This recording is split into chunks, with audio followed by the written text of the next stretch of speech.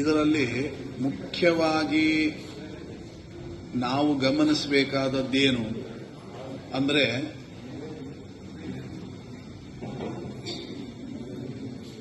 ಯಾವತ್ತೂ ಆಚರಣೆಯಲ್ಲಿ ನಮಗೆ ಕೊರತೆ ಬರಬಾರದು.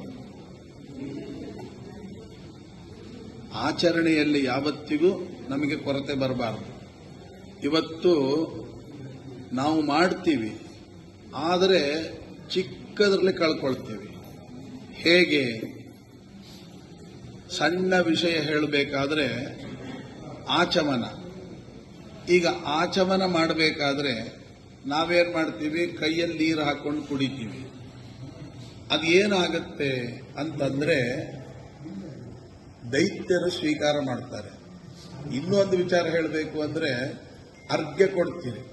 ಅರ್ಘ್ಯ ಕೊಡಬೇಕಾದ್ರೆ ಈ ಹೆಬ್ಬೆರಳು ತೋರು ಬೆರಳ ಜೊತೆಗೆ ಸೇರ್ಕೊಂಡ್ರೆ ಇದನ್ನ ರಾಕ್ಷಸ ಮುದ್ರೆ ಅಂತ ಕರೀತಾರೆ. ಅರ್ಘ್ಯ ಕೊಡುವಾಗ ಈ ಬೆರಳು ಇದರೊಳಗೆ ಸೇರ್ಕೊಂಡು ನಾವು ನೀರು ಚೆಲ್ಲಬಾರ್ದು ಅಂತ ಬೆರಳು ಸೇರಿಸ್ಬಿಡ್ತೀವಿ. ಸೇರಿಸಿದ್ರೆ ಅದು ರಾಕ್ಷಸ ಮುದ್ರೆ ಅಂತ ಆಗುತ್ತೆ. ಅದಕ್ಕೆ ಹೀಗೆ ಕೊಡಬಾರ್ದು. ಈ ಬೆರಳು ಯಾವತ್ತೂ ಇದ್ರ ಜೊತೆಗೆ ಸೇರಬಾರ್ದು. ಸೇರದೆ ದೂರ ಇದ್ರೆ ಇದು ದೇವ ಮುದ್ರೆ ಅಂತ. ಹಾಗಾದ್ರೆ ಅರ್ಘ್ಯ ಕೊಡಬೇಕಾದ್ರೆ ಹೆಬ್ಬೆರಳನ್ನ ದೂರ ಇಟ್ಟುಕೊಂಡೇ ಕೊಡಬೇಕು. ಯಾಕೆಂದ್ರೆ ಇದು ಜೀವನನ್ನ ಪ್ರತಿನಿಧಿಸುವ ಬೆರಳು, ಇದು ದೇವರು. ಅವೆರಡು ಸೇರಿಸಿ ಬಿಟ್ರೆ ದೇವರು ನಾನು ಒಂದೇ ಅಂತ, ಇದು ರಾಕ್ಷಸ ಮುದ್ರೆ. ಅದನ್ನು ಬೇರ್ಪಡಿಸಿಬಿಟ್ರೆ ಆವಾಗ ಅರ್ಘ್ಯ ಕೊಟ್ರೆ ಅದು ದೇವರಿಗೆ ಸಲ್ಲುತ್ತೆ ಅಂತ. ಇನ್ನು ಆಚಮನೆ ಮಾಡಬೇಕಾದ್ರೆ ಏನ್ ಮಾಡಬೇಕು ಅಂತ ಕೇಳಿದಾಗ, ಈಗ ಆಚಮನೆ ಮಾಡಿದ್ರೆ ಅದು ದೈತ್ಯರು ಸ್ವೀಕಾರ ಮಾಡ್ತಾರಂತೆ. ಮತ್ತೆ ಹೇಗೆ ಅಂದ್ರೆ ಗೋಕರ್ಣಾಕೃತಿನ ಗೋಕರ್ಣಾಕೃತಿಯಲ್ಲಿ ಸ್ವೀಕಾರ ಮಾಡಬೇಕು.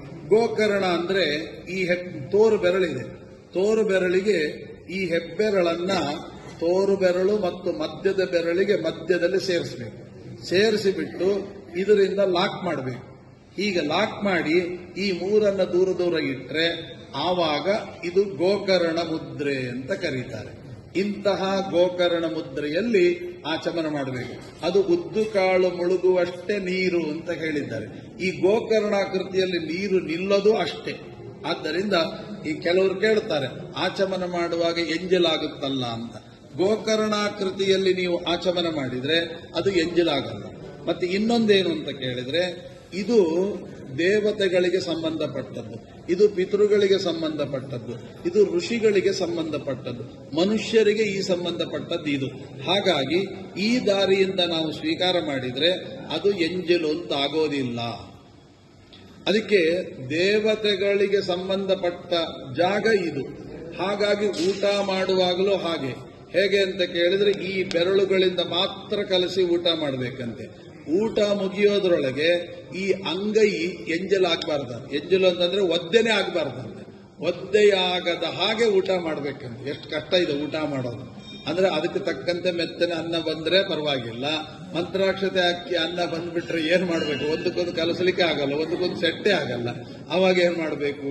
ಅದರ ಒಟ್ಟು ಅನುಸಂಧಾನಗಳು ಇಷ್ಟಿರಬೇಕು. ಹಾಗಾಗಿ ಆಚಮನ ಮಾಡುವಾಗ ಪೂರ್ತಿಯಾಗಿ ಬೆರಳನ್ನ, ತೀರ್ಥ ತಗೊಳ್ಳುವಾಗ, ಆಚಮನ ಮಾಡುವಾಗ, ಆಪೋಷಣ ತಗೊಳ್ಳುವಾಗ ಎಲ್ಲ ಕೈ ಹೀಗಿರಬೇಕು. ಇದನ್ನ ಗೋಕರ್ಣಾಕೃತಿ ಅಂತ ಕರೀತಾರೆ.